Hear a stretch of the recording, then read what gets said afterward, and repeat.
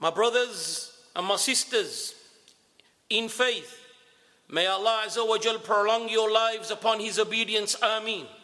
I bring to you a tremendous hadith which Al-Imam Muslim narrates. And the hadith is of Abu Hurairah radiyallahu ta'ala an, who says that our Messenger Muhammad sallallahu alayhi wasallam, he said, indeed there was a man that he intended to visit his brother in another city. The Arabs, they would use qarya back in the day to explain that they are going to another city. So he was going to visit his brother. A brother here, the ulama, they have said, is not shaqiq. He's not a blood-related brother, but he was a brother in faith. And he wanted to go and visit him. So then Allah subhanahu wa ta'ala sent an angel to him upon his tariq, upon the path going to want to visit his brother. So then it was said to him, where are you going and why? He said, verily, I am going to visit my brother. Then the question came to him, هل لك عليه من نعمة تربها? Are you going to visit him because of a blessing or some kind of maslaha, something that you can benefit from? He said, no. I am only going to see him because I love him for the sake of Allah. And then he gave him glad tidings and said, verily, I am a messenger that has been sent from Allah subhanahu wa ta'ala. And I have to relate to you, أن الله عز وجل قد أحبك كما أحببته فيه. Verily, Allah has loved you as you have loved him for Allah subhanahu wa ta'ala's sake. A tremendous hadith. But there are fawaid that we can extrapolate from this. We are a jama'ah, we are a people that our religion calls to unity. Our religion calls for our ranks to be solid. Our religion calls for us to be unified. And from being unified is that we are there for one another. We aid one another. And this aiding and visiting and being there is purely for the sake of Allah. The reason the ulama say that he was given glad tidings that Allah Azza wa Jal loves you, because he was sincere in his love and his wanting to visit his brother. Because bi'asif al-shadid al-yawm, today unfortunately we visit one another, or some of us may visit a particular individual because of the maslaha, how we can benefit from him, because that person may have something that we can benefit from. Then the ziyarah and the visiting and the suhbah, it is then the intentions that are mixed. And remember, if you have a connection with a brother or a sister purely because of a worldly affair, then it will only last while that worldly affair is present.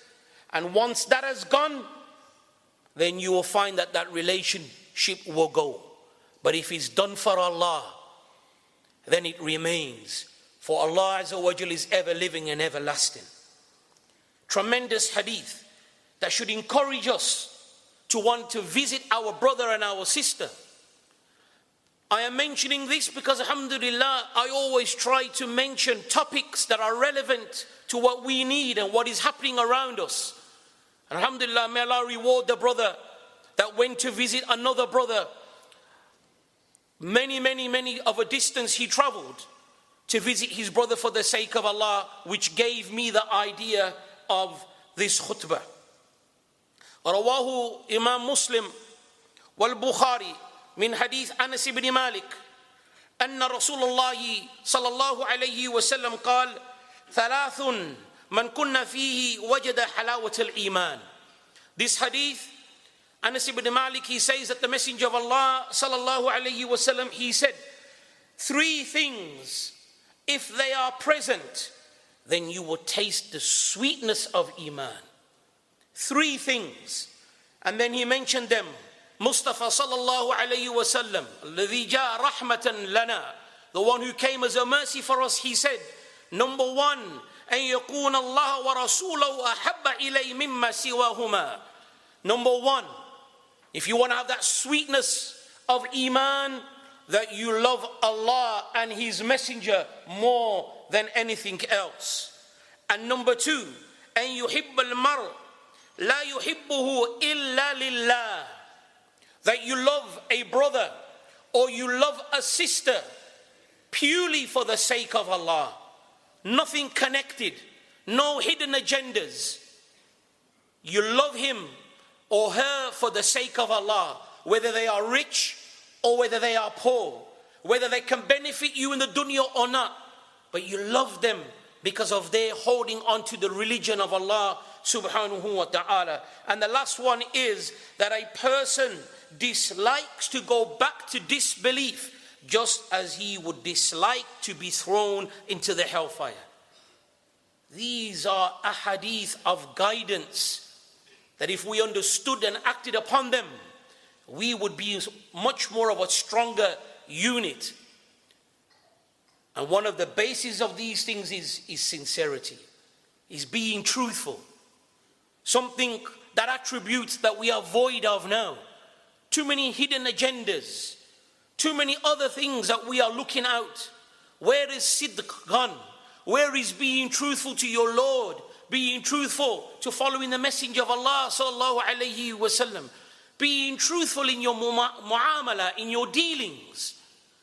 Also, I'll bring you another tremendous hadith. Rawahu Muslim min hadith Abi Hurairah. Abi Hurairah radiyallahu ta'ala anhu قال قال رسول الله صلى الله عليه وسلم إن الله يقول يوم القيامة. Lend me your ears for this hadith. Abu Hurairah, he says that the Messenger of Allah sallallahu alayhi wasallam, he said that Allah subhanahu wa ta'ala will say on the day of judgment, my Lord and your Lord will speak on that great day and will say, أين المتحابون في جلالي اليوم أذلهم في ظلي يوم لا ظل إلا ظلي لا إله إلا الله. Rabbul Alameen, the Almighty, will speak on that great day and He will call out and He will say, where are those who loved one another for my majesty, for me, for my sake? Where are they? Allah will call out for these people that loved one another for Allah's sake. And then Allah will say, today I will shade them on a day there is no shade except for my shade. For you to really understand and reflect upon that hadith, my brothers and my sisters, is that you need to know regarding the ahwal yawm al-qiyamah, what will take place on the day of judgment, and how the sun will come close, and how individuals will be suffering because of the heat. And then there will be a group of individuals that will be shaded. And one of those individuals are the ones that loved one another sincerely for the sake of Allah Azza wa Jal. And throughout of the Sunnah of the Messenger and the stories also of the companions, you find that there is encouragement in loving one another, visiting one another for the sake of Allah Azza wa Jal. قصة أبي إدريس الخولاني الذي رواها أحمد في مسنده ومالك في الموطأ. I'm going to give you a story, my brothers and my sisters, that Imam Ahmad mentions in his Musnad, and likewise Al-Imam Malik, he mentions in his book Al-Muwatta, regarding the story of Abu Idrees al-Khawlani. Abu Idrees al-Khawlani, he says, دخلت مسجد دمشق بالشام. He said, I entered into a masjid in Damascus, which is in Syria, Sham, that area. فإذا الناس حوله وإذا اختلفوا في شيء أسندوا إليه. He said, when I entered the masjid, I saw a group of people flocking round one person. And when they differed in anything, they went back to him. They went back to him, وَصَدَرُوا عَنْ رَأْيِهِ, and they would go back to ask his opinion about a particular matter. So they were flocking around him. So then I said, who is this individual? And they said, that is Mu'adh bin Jabal. Mu'adh bin Jabal radiyallahu ta'ala an. He said, I came the next day early, but Mu'adh bin Jabal was already there. So I waited, he was praying. And when he finished, I went over to him. فَسَلَّمْتُ عَلَيْهِ, and I gave him salams. فَقُلْتُ لَهُ وَاللَّهِ إِنِّي أُحِبَّكَ لِلَّهِ. He said, I went over to him, and then I said to him, by Allah, I love you for the sake of Allah. I love you for the sake of Allah. And then he turned to him and he said, Allah, you love me for the sake of Allah? فَقُلْتُ Allah. Then I said, yes, for Allah's sake. And then he repeated it again. Is it for Allah's sake you are loving me? He said, yes, for Allah subhanahu wa ta'ala's sake. Then he said, Abshir. And when I hear these hadith, wallah, it touches the heart. Then Mu'adh bin Jabal said to him, glad tidings. Let me give you something of glad tidings. He said, فَإِنِّي سَمِعْتُ رَسُولَ اللَّهِ صَلَّى اللَّهُ عَلَيْهِ وَسَلَّمْ يَقُولُ قال الله عز وجل وجبت محبتي للمتحابين فيه والمتجالسين فيه ومتزاورين فيه والمتباذلين فيه. صححه Shaykh ALBANI rahimahullah ta'ala. He said, I give you glad tidings. Verily I heard the Messenger of Allah sallallahu alayhi wasallam say that the love of Allah is obligated upon the one that love each other for my sake. The love of Allah is obligated, meaning Allah will love you. And Allah Azza wa Jal loves those who love each other for my sake. Allah Azza wa Jal is obligated for those who sit with one another, reminding each other of Allah, sitting in lessons, reminding each other regarding the dhikr of Allah Azza wa Jal. Allah's love is obligated for the ones that visit each other for the sake of Allah. And Allah Azza wa Jal is obligated upon those who spend in the way of Allah subhanahu wa ta'ala. So on that note, my brothers and my sisters, visit one another. After hearing this, ask yourself, and we all know we have busy lives. This dunya shaghalatana, that has taken us away.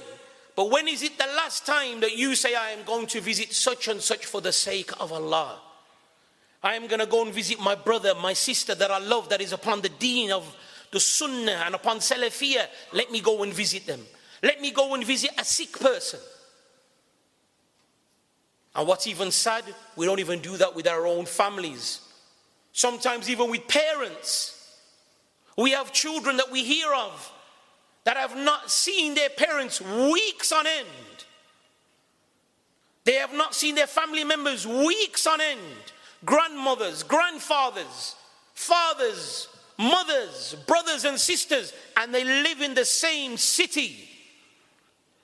If so much is emphasized regarding people that are in faith, then what about your own blood-related relatives that are upon the deen as well?